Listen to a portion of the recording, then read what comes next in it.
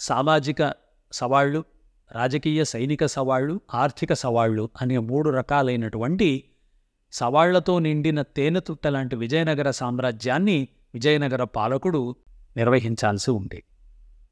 ఇంతటి కీలకమైన విజయనగర పాలకుడిని ఆ కాలంలో ఏ విధంగా ఎన్నుకునేవారు అనే ఆసక్తికరమైన అంశాన్ని ఇప్పుడు చూద్దామా?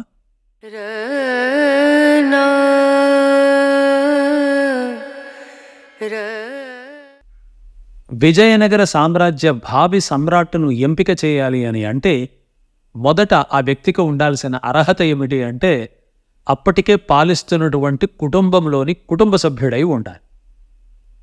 అంటే రాచరిక పాలన కాబట్టి ఆ రాచరిక కుటుంబంలోని వ్యక్తే రాజపదవికి ఎంపిక అయ్యేవాడు. ఇందులో ఈరోజు మనం తప్పు పట్టవచ్చు, ఇది అప్రజాస్వామికమని. కానీ ఆ కాలంలో ఉన్న వ్యవస్థ అది.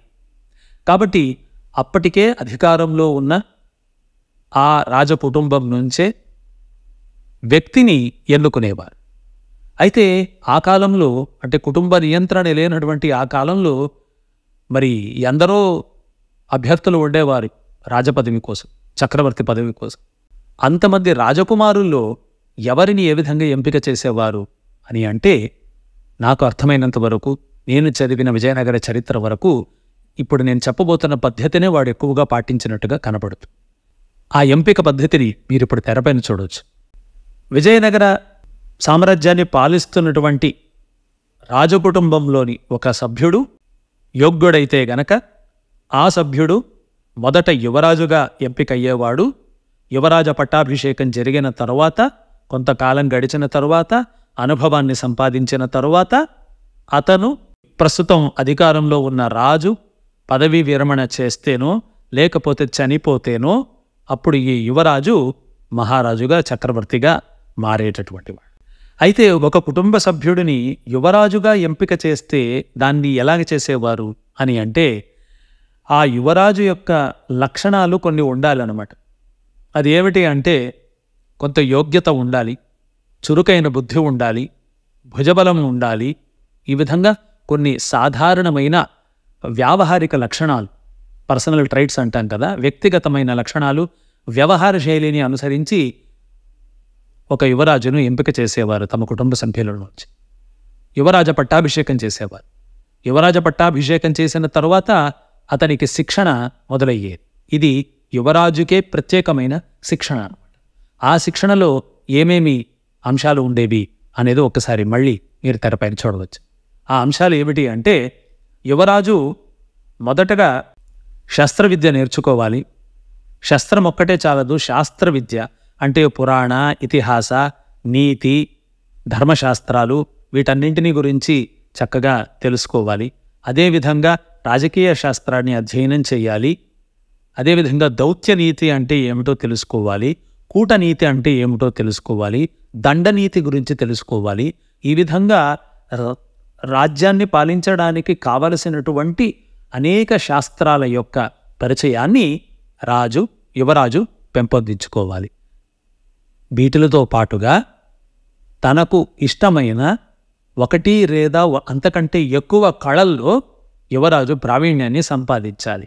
అంటే అతను కవిత్వం రాయడం అన్నా నేర్చుకోవాలి, సంగీతం అన్నా నేర్చుకోవాలి, శిల్పశాస్త్రం నేర్చుకోవాలి, లేదా చిత్రలేఖనం నేర్చుకోవాలి, లేదా అన్ని కళల్ని కూడా అతను నేర్చుకోవచ్చు.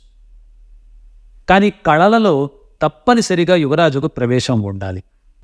మనం విజయనగర కాలంలో గనక చూస్తే కావ్యాలు వ్రాసినటువంటి రాజులు, మహారాజులు మనకు కనబడతారు. ఈ మాట అనగానే మీకు ఇప్పటికీ ఒక పేరు గుర్తుకు వచ్చేసి ఉంటుంది. అవును, కృష్ణదేవరాయలు. కృష్ణరాయలు సాహితీ సమరాంగణ సార్వభౌముడిగా పేరు పొందాడు. 5 మహాకావ్యాలు తెలుగు భాషలో ఉన్నటువంటి 5 మహాకావ్యాలలో ఒకటైన ఆముక్తమాల్యదను ఆయన వ్రాశాడు. దానికి ముందే సంస్కృత భాషలో 6 కావ్యాలను వ్రాశాడు. అతని తమ్ముడైన అచ్యుతదేవరాయలు కూడా సంగీత శాస్త్రానికి సంబంధించిన ఒక కావ్యాన్ని వ్రాశాడు అని చెబుతారు. ఈ విధంగా ప్రతి యువరాజుకు కూడా, భావి సమ్రాట్టుకు కళలలో ప్రవేశం అనేది ఉండాలి. ఈ శిక్షణ అంతా కూడా యోగ్యులైన శిక్షకుల ద్వారా ఇప్పించేవాడు రాజు. ఈ ప్రాథమిక శిక్షను పూర్తి చేసుకున్న యువరాజును ఆ తరువాత అతని సామర్థ్యాన్ని తెలుసుకోవడం కోసం, అతని పరిపాలనా దక్షత ఏ విధంగా ఉంది అని తెలుసుకోవడం కోసం అతన్ని ఏదో ఒక మండలానికి మండలాధిపతిగా వేసేవారు. ఉదాహరణకు సంగమ వంశంలో బుక్కరాయల కొడుకైనటువంటి భావి సమ్రాట్టుగా భావించినటువంటి కుమార కంపనను ఆ కాలంలో అత్యంత కీలకమైన మండలం మొళబాగిలు. ఆ మొళబాగిలు మండలానికి మండలాధీశుడిగా వేస్తాడు బుక్కరాయలు. దురదృష్టవశాత్తు కుమార కంపన చక్రవర్తి కాకుండానే చిన్న వయసుకే చనిపోతాడు.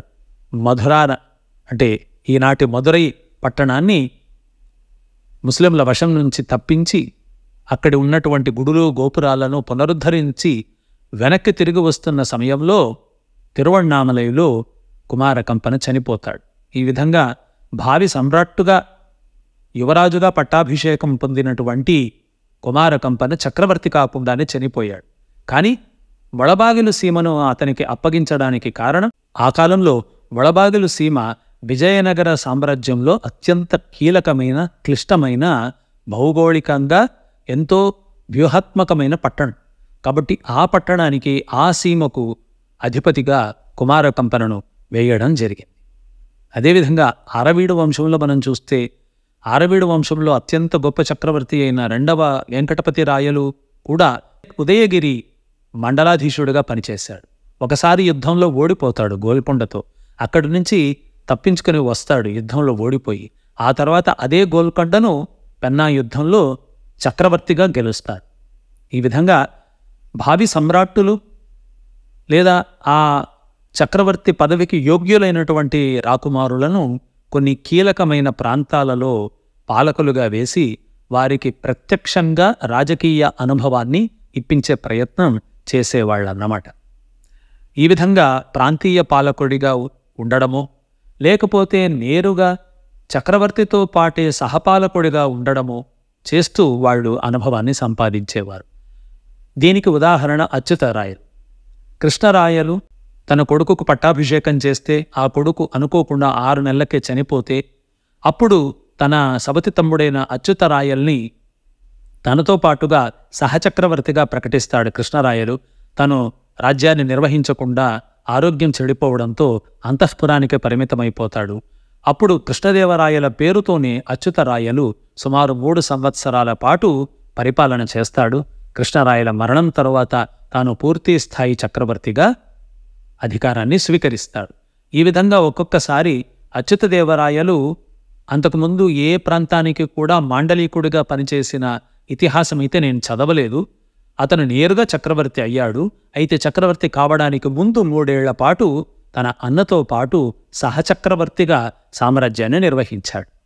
ఈ విధంగా ప్రాంతీయ పాలకులుగానో లేకపోతే సహచక్రవర్తి సహపాలకుడు అంటే కో రిజెంట్ లాగానో ఆ విజయనగర సామ్రాజ్య భావి సమ్రాట్టులు పరిపాలనా అనుభవాన్ని సంపాదించేవాళ్ళు. ఇదే కాకుండా యుద్ధాలలో సైన్యాధికారులుగా కూడా వాళ్ళు పాల్గొని యుద్ధం చేయాల్సి ఉండేది. ఈ విధంగా యుద్ధ వ్యూహ రచన, యుద్ధాలకు సంబంధించిన అనుభవాన్ని కూడా ప్రత్యక్షంగా వాళ్ళు నేర్చుకోవాలి. దీనితో పాటుగా ప్రజల యొక్క సమస్యలను పరిష్కరించడం, మొత్తం సామ్రాజ్యం అంతా పర్యటించడం, ప్రజా సమస్యలను తెలుసుకోవడం, వాటిల్ని చక్రవర్తి దృష్టికి తీసుకువచ్చి వాటికి పరిష్కారాన్ని ఇప్పించడం వంటి పనులను కూడా చేస్తూ ఈ భావి సమ్రాట్టు మరింత ఉన్నత శిక్షణను పొందేవాడనమాట. ఇది విజయనగర సామ్రాజ్యంలో భావి సమ్రాట్టును ఏ విధంగా ఎంత జాగ్రత్తగా ఎంపిక చేసేవారు అనే దానికి సంబంధించిన ఒక సైద్ధాంతిక భాగం. ఇది ఒక సిద్ధాంతం. ఇది విజయనగర సామ్రాజ్య పాలకులు పెట్టుకున్నటువంటి ఒకానొక వ్యవస్థ. అయితే వ్యవస్థ అన్న తరువాత కొన్ని అవస్థలు తప్పకుండా ఉంటాయి. మరి ఇంత పకడ్బందీగా సైద్ధాంతికంగా అంటే థియరిటికల్గా ఇంత పకడ్బందీ అయినటువంటి ఎంపిక వ్యవస్థను ఏర్పాటు చేసుకున్నప్పటికీ కూడా విజయనగర సామ్రాజ్యం ఎన్నో ఒడిదుడుకులను ఎదుర్కోవలసి వచ్చింది. మరీ ముఖ్యంగా పాలకుల యొక్క అసమర్థత వల్ల.